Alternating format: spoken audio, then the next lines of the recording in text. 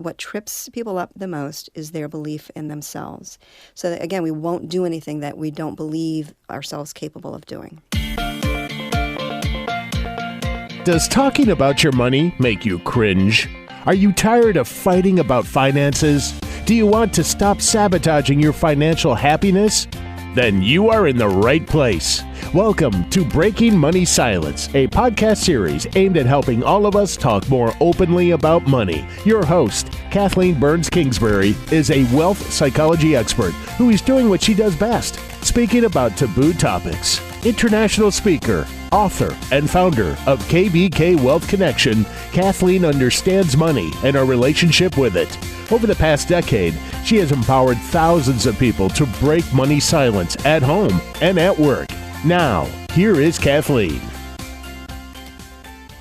I am very excited to be here today with Lisa Danforth. She's a business and success coach, and she is somebody that I have known for a while, but have been getting to know better recently. So we thought we'd have her on the podcast and would play a little bit. Oh, I can't wait. Yeah, it's exciting. So let me just tell people a little bit about your background. Lisa has a very interesting background. I know her as a business strategist, coach, and speaker. But what she wants you to know is that she really helps women business owners and leaders identify and create the boundaries that build a bridge to creating true work-life integration. In other words, balance and fulfillment. And in the process, she helps her clients learn to flip the self-sabotaging stories they're wired to tell themselves so they can create more impact and income, breaking money silence, with less overwhelm. She has an incredible history. I may have her tell you a little bit about it herself, but she's owned a couple of companies, the Wooden Spoon, Hot Betty Barbecue, a professional cleaning company. When I was in college, so I could work around the schedule and make an income. Wow. And this is impressive. She had a international wholesale children's wear company, which she sold for over 35 times her initial opening investment.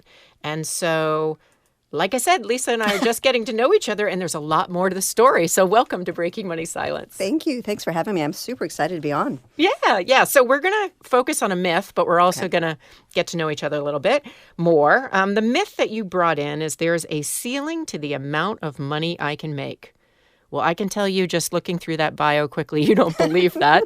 But tell me what motivated you to pick this myth.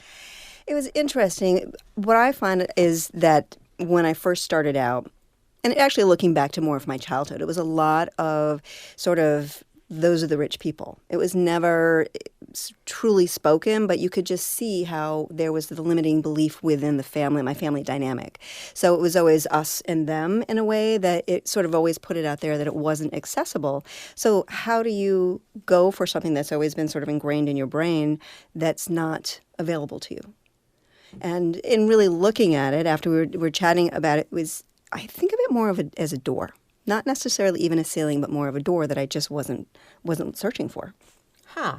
So do you believe a lot of the women that you work with or women in general kind of buy into this idea? I do. I absolutely do at a certain level. And a lot of it has to do with our self-image, of our ability to make more money, our ability to create 6 figures, 7 figures, whatever it might be. So one of the things that I get asked a lot is it really different for women? You know, we're talking about women business owners, women entrepreneurs. You obviously are a serial entrepreneur. I guess I kind of am too, just on a little smaller of a scale. And so do you see a gender difference? And if so, why do you think it's different for women? Excellent question. I absolutely see that there is a gender difference. And here's my thing is I work specifically or predominantly with women. I do work with some men, but it's predominantly with women. And we all have our issues, right? But I do see issues that are inherent for women in business. And men experience issues as well. But one of the things that I really work on with women that comes up again and again and again, and even at like new level, new devil, where we get to, is the double bind for women. Women are often perceived as either warm or competent, but rarely both. So that's when we might be too assertive, too aggressive, not management material, or we're too soft and we're not assertive enough, or we're not management material. So it's sort of a damned if you do, damned if you don't type of thing. There is a double bind for men as well, but again, that's not really what I work with. But I find that is a huge issue.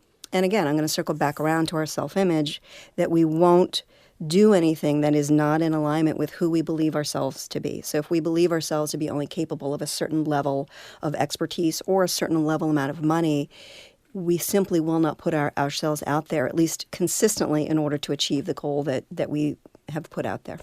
So if you started from a family of origin where that door was shut or you didn't even know the door existed, how did you get to where you are now to then be able to go on and coach women to do the same?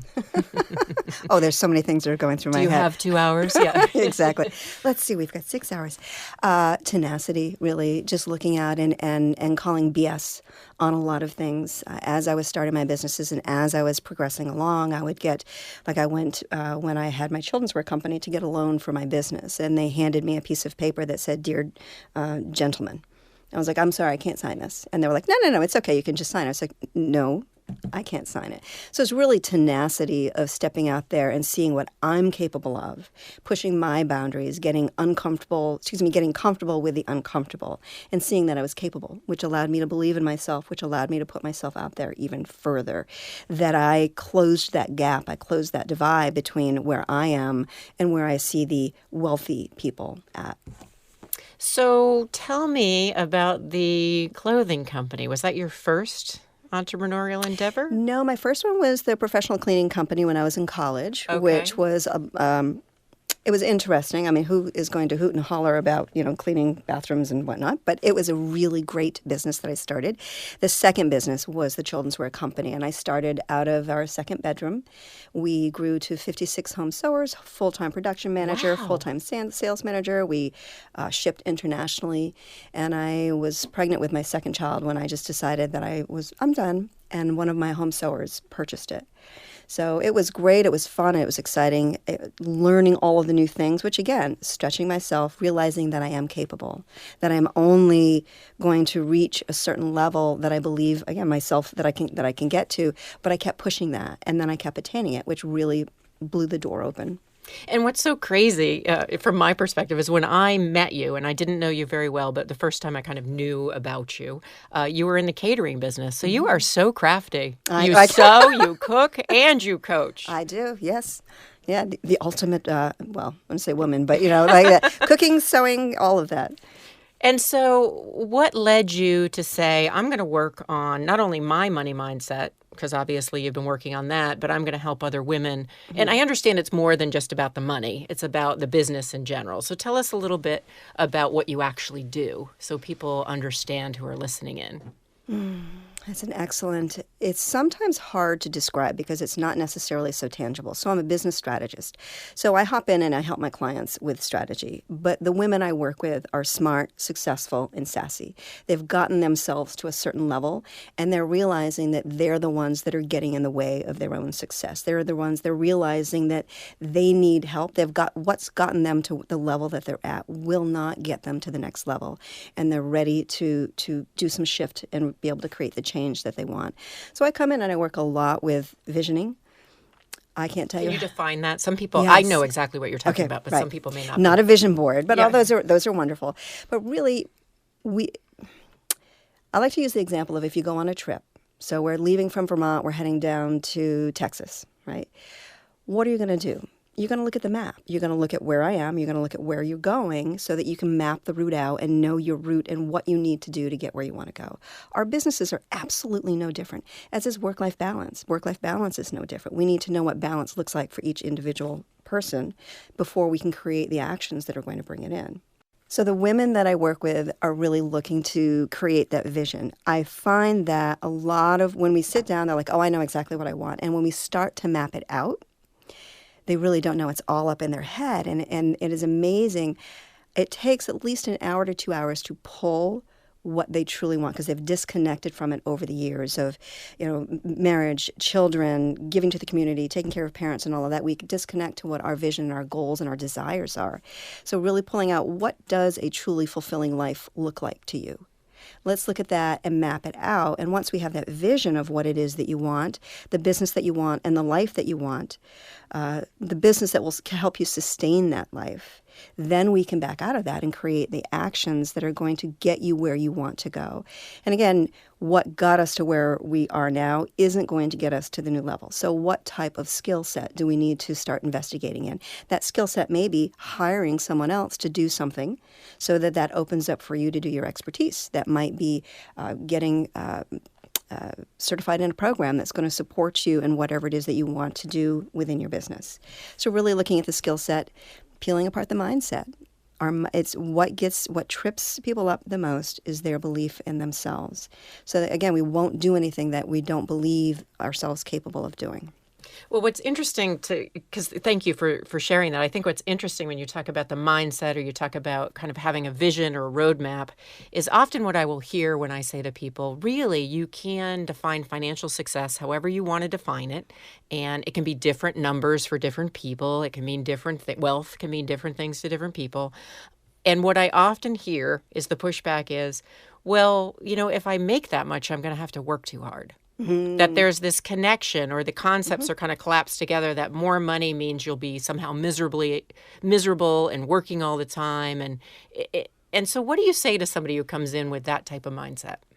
I say you live into what you believe. I say that if your belief is that you need to constantly be working harder, producing more in order to be successful, that's what you're going to be striving for.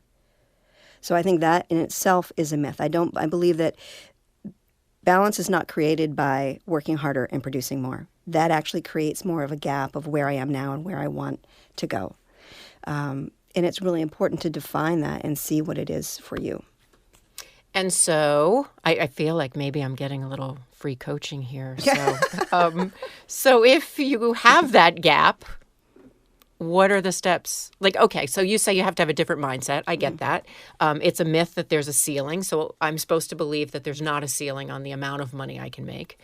And it's easier said than done, I guess, is my question. So is there certain techniques, I mean, without giving away your trade secrets, but are there certain techniques you work with or things that you find work really well with your clients? Or is it really very individual to kind of what makes them tick? It's really individual to what makes them tick, but there are certain steps. And if we are at ground zero and we're going for $10 million, absolutely, you're going to stop yourself. So we need to push ourselves beyond what's comfortable. And again, defining what is the life that you want to live and backing out of that and seeing what the business is that you need to create in order to sustain that. Now, if you want to make X amount of money, but your product is $10 a unit or $20 an hour, it's going to be difficult. So we need to look at upping our prices, owning our worth. People will put themselves out there at a certain price level because they feel that that's the largest amount that they could make, right?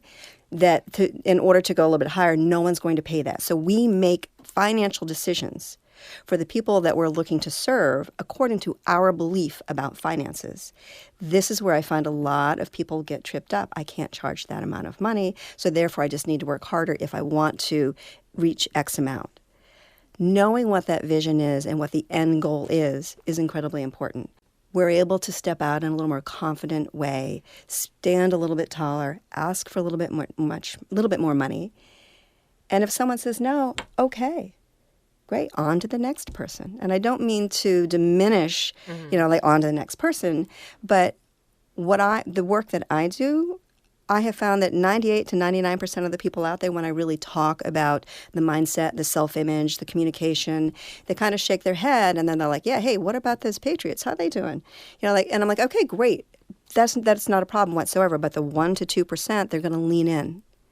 And then I can really be talking about... What do you mean, hey, about the Patriots? Like they changed the subject? Exactly. I was like, what does this have to do with football? How about those Red Sox? I'm like, right. You're like, I got it. Okay. All right, that was clear. We're moving on now. But you can see it. You can see whether they're leaning in or whether they're leaning out, right? But when we own our brilliance, like own it, unapologetically, when we own our sass, when we own our feminine, and our masculine, when we bring that component to our business, because we all have different levels. When I first started my first few businesses, I led strongly with the masculine paradigm of drive and push and all of that. And I was always trying to fit in. I wasn't belonging because that wasn't necessarily who I was. the more I've leaned into the feminine side of my business acumen, the more successful my businesses have been, the more joy I have experienced, the easier it is. I'm no longer striving for more. I'm no longer trying to add more to my plate so that I can make it to the next level. There's a lot more ease in my day. There's a lot more joy in my day. And that parlays into energy, right? Mm-hmm. When we run into someone who's totally striving and stressing and struggling, it's not a real positive energy. But when you are looking to work with someone who, whether it's a coach, whether it's a dentist, but they've got that energy that you connect with, that's important. And when we do that, when we come from that space, we're able to attract more of what we want. And again, that's the feminine energy. I could strategize and back out, and we're going to do this, and here are the benchmarks and all of those different components of a strategy, which I do. But that's after we've laid the foundation of who you are. What do you want? What are your beliefs? What does a truly fulfilling life look like to you? All right, cool. Now, let's get going. Let's get started. So you are not mentioning the word authenticity. You may not even like the word authenticity, but that's part of what you're talking about, right? It's just really standing in who you are. And I think about the work that I've done with a speaking coach around being who you are on stage and being confident and embracing the flaws as well as what makes you great up there. And the more you become you, it actually, I've witnessed that. It's true. I get hired more. I get repeat business more. I do a better job of just being me and connecting with an audience. So there's a lot of things that I think really resonate. One of the things that I'm curious about, though, is there a generational difference in terms of how women are either standing in this power of who they are or their authenticity? Or do you think it's something, I guess it's an or do you think it's something that we learn over time? Both you and I have had a little time in the business world. That's nicely put. Yes, and we still have time left. But we're not in our 20s, where I think of myself being that really driven, kind of person, and it starts to shift and change. So I guess it's a two-part question. How much is this a generational phenomenon versus maybe a life stage phenomenon in terms of getting people where they need to be truly confident in themselves? Yes. That right there is why we are friends. Both. It really is both. It is generational, absolutely. I speak with women who are 65, 75, they say, oh, I wish I could have talked to you when I was younger. It's just not worth it now. I'm like, oh my gosh, you could live another 20 years. Let's create the life that's going to fulfill you. This is exciting. What do you want to be doing? I also find that the younger generation they think that they don't have the issues that we've had. But in my experience, right? In my experience, it's been told that, it's a whole new generation. All of you who are burning your bra on whatever. I never did that, by the way, Mom. that we've paved the way. No, I see it, and I don't care if it's a 5-year-old or, a 7-year-old, a 15-year-old. Their dynamic still changes when they are with the male. They kind of, and they dumb themselves down. Again, coming back to the double bind for women, right? So they behave in a different way. They show up in a different way. And when we morph ourselves, when we try to belong, is when we're not fitting in. And when we're not fitting in, we're not being authentic. And when we're not being authentic, it is damn hard to build a business and to make the money that you want when you're consistently out of alignment. If who you are isn't in alignment with what you do, you will continue to struggle. I have seen that at every single age. Only when we can look at who we want to be and stop apologizing for that and just own it. Not everyone's going to like you. Own that one. I'm like, I'm okay with that. When I was younger, you always wanted to morph and fit in. But along with trying to belong and what you're doing is fitting in, comes shame. Shame is a big component of the work that I do with women. No one would come to me and say, oh my gosh, I've got to get over this shame so that I could actually hit my financial goals, right? But when we are inconsistent with who we are, when we are being inauthentic to our true way of being, there is an amount of shame of showing up, because even within our subconscious or our conscious, if we're not being who we are, we have some sort of a fraud complex because we are being someone who we are not, right? And I don't care if this is in a romantic relationship, a business relationship, with your children, with your mom, whoever it may be, that we change who we are in order to fit in. Now, you might get your business to a certain level, you might get your relationship to a certain level, but at some point, can I swear? Yes, you may. Shit will hit the fan, right? It's going to at some point, because we are going to be so frustrated, so sad, right? And lonely, because we are too afraid to be exposed to who we truly are, because then people won't particularly like us. So again, we continue to participate in the relationship. We continue to agree to dance that dance within the relationship of who we feel we need to be in order to be loved and liked and successful. And in the business as well, in order to be accepted within our community, to be to acquire clients, whatever it might be, whatever your business is. We often think we need to be a certain way. And for me, I can be a little edgy. So I would often... Also why I like you. The edginess is coming back out. But I softened that significantly, because my story was that if I was as tenacious as I am, that I would offend too many people. No, I do offend people. Yes, Mom, I do. It happens, and I'm okay with that. Like, I'm so okay with that now.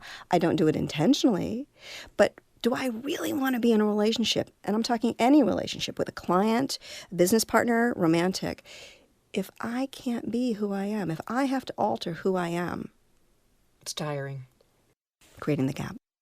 To get back to your initial myth that there's a ceiling to the amount of money I can make. So we've busted that out of the water. You've talked a lot about what helps people kind of move forward and the work that you do. How would you reframe that myth? How would you turn it into a fact? Something I say a lot when I'm out speaking, and that is, we live into who we believe we are, even if those beliefs aren't true. So if your belief is that you can only make a certain amount of money as a woman, as a mom, then you will live into those. You're more apt to live into those beliefs than looking into the positivity and, again, coming from your goal instead of at your goal. So, Lisa, tell the listeners where they can find out more about your work, where you're speaking, and what you're up to. Oh, thank you. I appreciate that. They can check out my website, which is lisadanforth.com. I like to keep things simple. And then if anyone is interested, I always offer a complimentary success session for a 1-hour success session. They can email me at lisa@lisadanforth.com, or just go to my website and sign up there. Excellent. We'll put that in the show notes. Awesome. Well, I always enjoy talking to you. You have a lot for me to think about, a lot for people listening in to think about. So thank you so much, Lisa, for breaking money silence with me. Thank you very much. This was a lot of fun. Thank you for listening to Breaking Money Silence, hosted by Kathleen Burns Kingsbury, a wealth psychology expert, author, and founder of KBK Wealth Connection. If you like what you heard today, be sure to subscribe on iTunes or your favorite podcast app and leave a review. Also, share this episode with your friends and family. It is a great way to get the conversation started. For more money talk tips and information, or to hire Kathleen to speak at your next event, go to www.breakingmoneysilence.com.